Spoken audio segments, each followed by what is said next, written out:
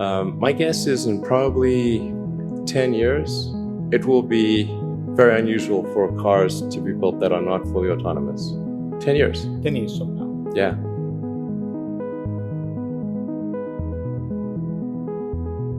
Well, I think this is one of those things that's quite difficult to predict. When you think of, say, the first controlled powered flight was 1903 with the Wright brothers.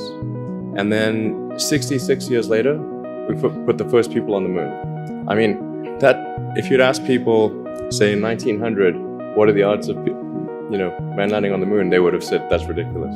And if you try to talk to them about the internet, they would not even know what the heck what are you even talking about? Like, this sounds so crazy. But today, with a $100 device, you can video conference with anyone in the world, on the other side of the world. And if you have a Wi-Fi connection, it's basically free. Free to have an instant visual communication with anyone, or even with millions of people. With social media, you can communicate to millions of people simultaneously. And you can Google something and ask any question. It's like an oracle of wisdom that you can ask almost any question and get an instant response. It would have been incredibly difficult to predict these things in the past, even the relatively recent past. So I think the one thing that we can be quite certain of is that any predictions we make today for what the future will be like in 50 years will be wrong. That's for sure. I mean, I think directionally, I can tell you what I hope the future has, as opposed to maybe what it will be, because this may just be wishful thinking. I hope we are out there on Mars and maybe beyond Mars, the moons of Jupiter. I hope we're traveling frequently throughout the solar system, perhaps preparing for missions to nearby star systems. I think all of this is possible within 50 years. And I think that would be very exciting to do that.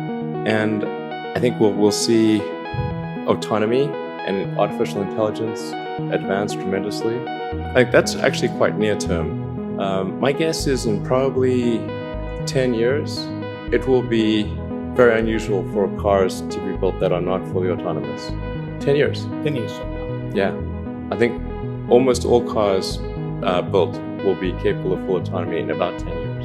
As it is, the Tesla cars that are made today have the sensor system necessary for full autonomy, and we think probably enough compute power to be safer than a person. So it's mostly just a question of developing the software and uploading the software.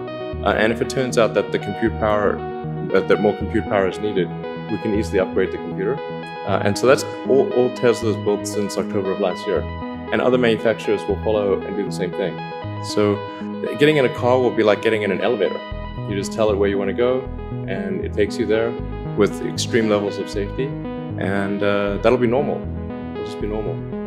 My interest in the future of humanity is, I guess, as a function of reading a lot of sci-fi and philosophy as a kid, and